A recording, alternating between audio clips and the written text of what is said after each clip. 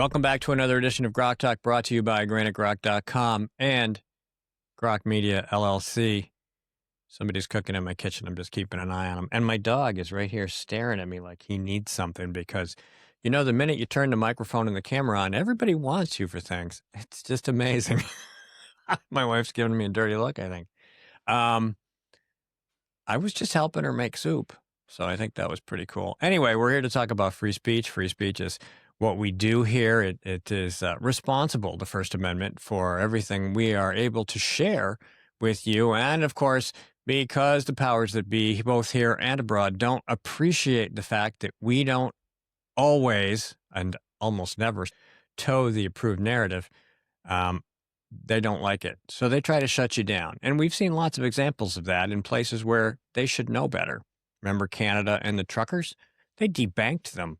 They went to jail just for expressing their will, all right? And peaceful protests. Remember what peaceful protests are? They weren't the things that happened in the summer of 2021.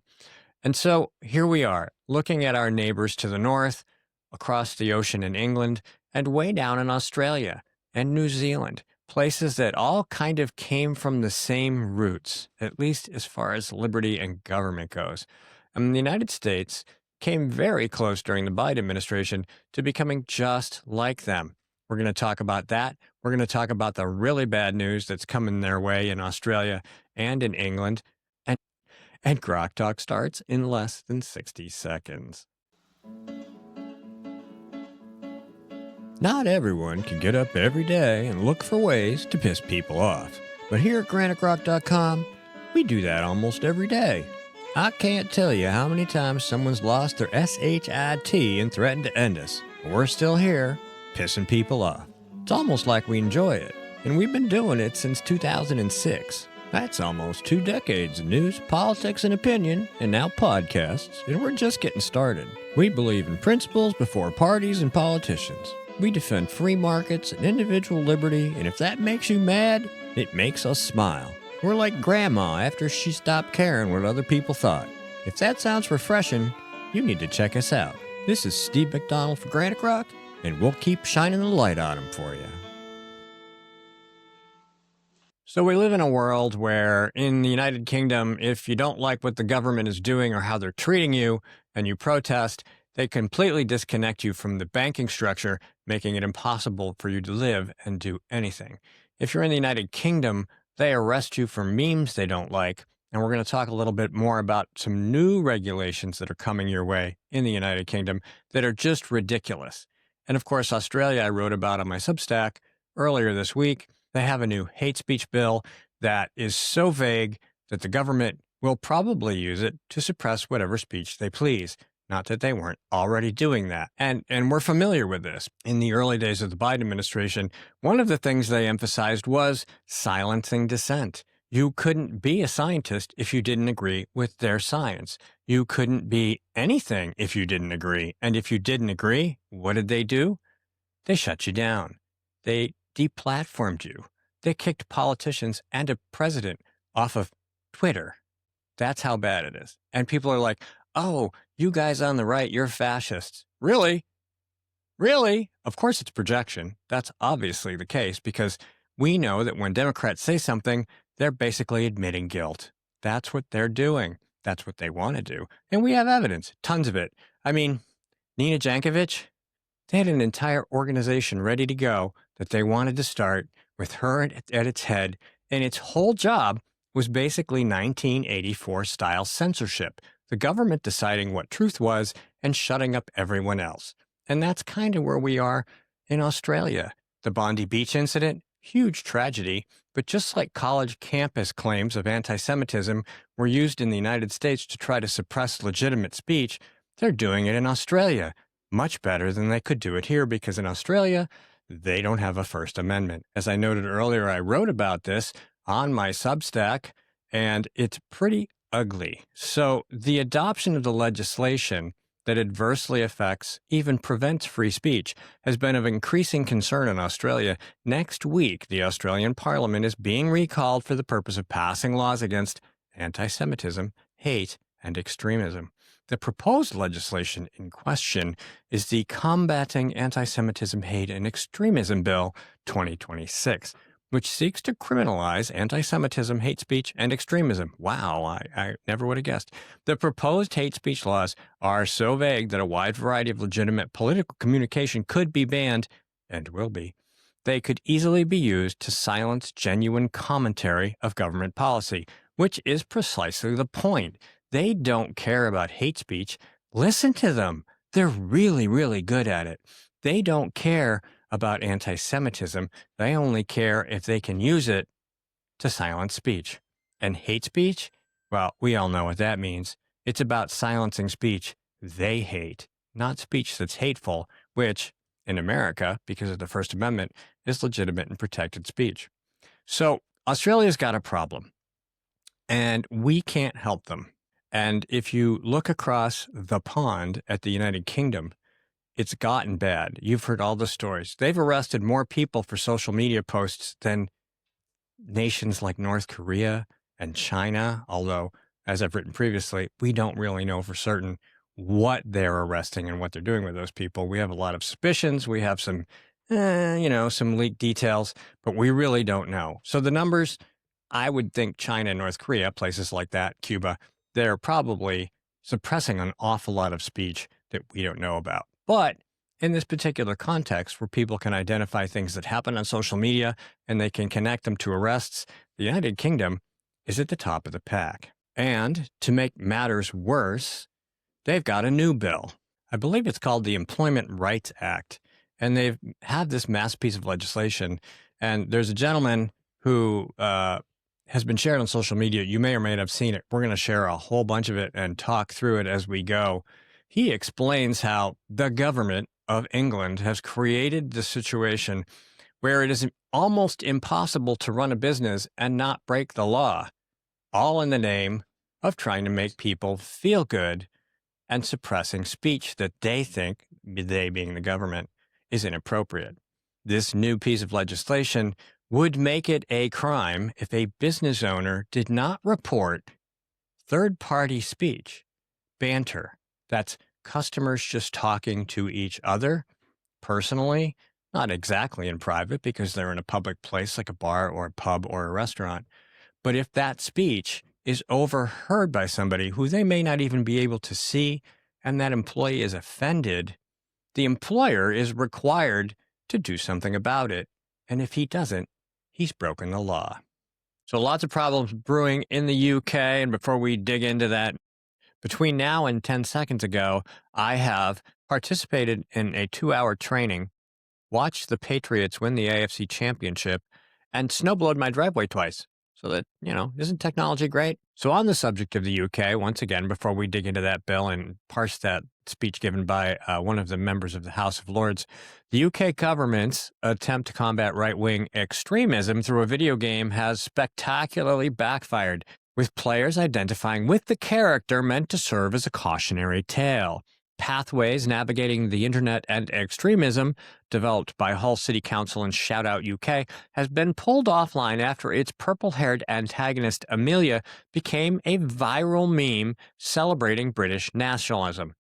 The point of the game was to train whoever played it into recognizing how not to become a right-wing extremist. Now, of course, we have to put scare quotes around that because we're talking about left-wing extremists trying to subject their political opponents and people who might disagree with everything they do. They just really want them to shut up and cower. So if you train them properly, as we've seen by the public school systems in just about every Western nation, they will do that. They will actually become anxious and just incapable of functioning without, I don't know, doing the government's evil. Maybe that's not the right way to say that, but that's what came out of my mouth, so we're going to go with it.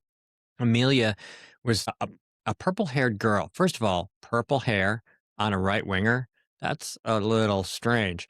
Bit of mixed messaging. Anyway, somebody did something. I love the internet. This is great. This is what they did. Here's what happened to Amelia and why they had to pull the game. Hi, I'm Amelia. I'm English, and I love England.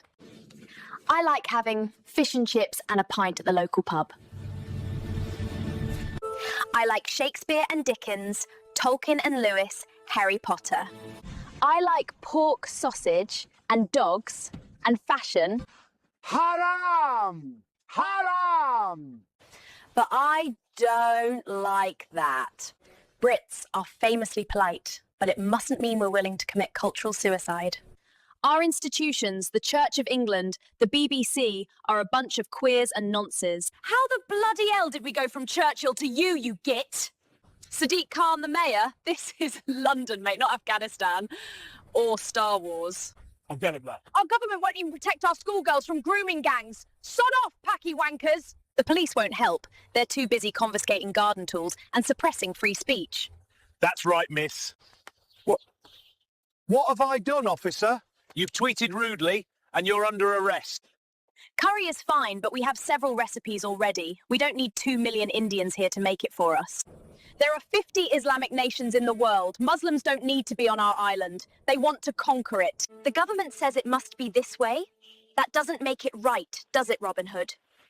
These dragons that threaten our England won't go away unless brave knights rise up to slay them. Or did all the British bloodlines with any bollocks get killed off in World Wars I and II? Englishmen!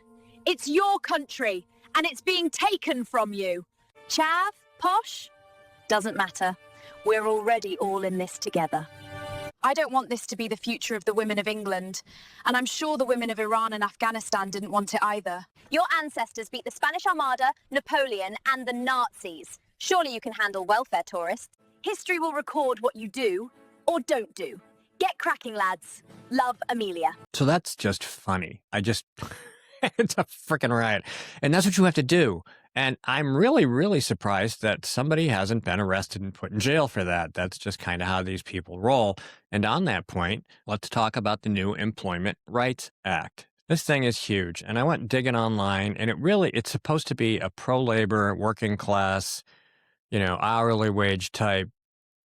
We're standing up for you and we're going to defend you. The government is basically setting up a bunch of rules about work and labor and how you're treated. And deep inside this nasty thing is Section 21. I want to draw your Lordship's House attention to just one section of the Employment Rights Act and its impact on the hospitality sector, namely Section 21, which extends the liability of employers for the harassment of their employees to third parties. From October of this year, employers will have a duty to protect their workers from third parties. The part that makes employers responsible for dealing with second or third hand banter that their employees might find offensive. The government says, well, we're really just trying to implement this to reduce sexual harassment. I should make clear that we're not talking about third-party sexual harassment, which they were already liable for, but third-party non-sexual harassment. And what does that mean for the hospitality sector? It means employers will have to take all reasonable steps, those are the words in the Act, to protect their employees from harassment by customers. That might not sound too onerous until you factor in that harassment includes indirect harassment, which has been defined by the Employment Tribunal as including overheard conversations, remarks, comments, jokes that an employee may find offensive or upsetting in virtue of their protected characteristics. And it's for that reason that the Free Speech Union has been referring to Section 21 as the banter ban. And so here we have a situation where they're going to take something that they claim has a very specific purpose. And this is the UK. Remember, they arrest people for memes and Facebook posts. And they're saying, oh, no, it's really not going to be like that. Well, guess what? It is. It's also going to be incredibly expensive to enforce. Incredibly expensive if you don't enforce it. That's multiplied, not in either or. It will be expensive to implement, to understand, to manage, and it then will be expensive because there is no way it can be managed. Here's a little bit more. A couple of weeks ago, the government quietly released a 40-page impact assessment about Section 21 that says it's likely to cost the owners of small businesses $23.7 million to familiarise themselves with their new legal obligations, with ongoing costs of £124,000 a year for 10 years. The total cost during that period, it says, could be as high as $59 million. That is, of course, a woeful underestimate. One of the assumptions in the impact assessment is that it will take business owners no more than half an hour to master their new duties under Section 21 of the Act. Half an hour. My lords, that's not the view of the Equality and Human Rights Commission, as set out in a briefing it produced for your lordship's house when we were debating the bill. The EHRC drew attention to the conflict between Clause 21, as it then was, and existing anti-discrimination provisions. It said a third party may themselves be protected from discrimination, while their conduct could simultaneously be considered harassment by an employee, and that makes the legal balancing between rights and obligations difficult for employers to manage in practice. I'll give just one example of the kind of conflict the EHRC has in mind, and which hospitality businesses will now have to navigate. Should they prevent trans women customers from using the ladies' lavatories? On the one hand, a female employee may have a claim for third-party harassment in the tribunal if she finds herself having to share the facilities with a biological male. On the other, a trans woman customer may have a claim for discrimination if the business owner, as a service provider, fails to discharge its duty under Section 29 of the Equality Act, which makes it unlawful for a service provider to discriminate against a person who is using or seeking to use its services. So cost of compliance is going to be enormous. You're basically telling these people, and how many businesses are going to close? Let's be honest. If you're faced with this, and let's say you get the amount of time you really need to understand it, can you afford to run a business in that environment? My lords, this is precisely the issue the Women and Equalities Minister has been wrestling with since the EHRC submitted its advice last October about how to revise the Code of Practice on services, public functions and associations, covering, among other things, access to single-sex women's spaces. We were told in this House only this week that the reason there's been such a delay in the issuing of this Code of Practice is because this is such a fiendishly complicated area of law, and it's essential the government gets it right. Yet, if a government minister can't master this area of law in 3 months, with all the legal resources at her disposal, what hope do publicans have to get their heads around it in half an hour? I mean, people would apply for jobs at places where they would deliberately claim harassment often enough that at some point they would be able to file a suit against their employer and drive them out of business. Does that sound like a good idea? And of course, this is Orwellian. It's just scary, scary shit. And the reason I brought it up is because this is what they want. If you look at the laws they try to pass, the regulations they try to impose, and I'm talking about the progressive left, the labor parties in Europe, they want to find any way they can to shut you up. It's like the gun references I've made in recent days online at Granite Grok and on my Substack. Do whatever you can to make it increasingly expensive or cumbersome to exercise your rights until you stop exercising them because it's just easier, and then they win. My lords, Section 21 of the Act imposes a new duty on small businesses in the hospitality sector that touches on an incredibly complicated area of law with real financial risks if they get it wrong. For many publicans, the cost of the legal advice alone, let alone the compliance costs, will be the final straw. And we're talking, remember, about just one section of the Employment Rights Act.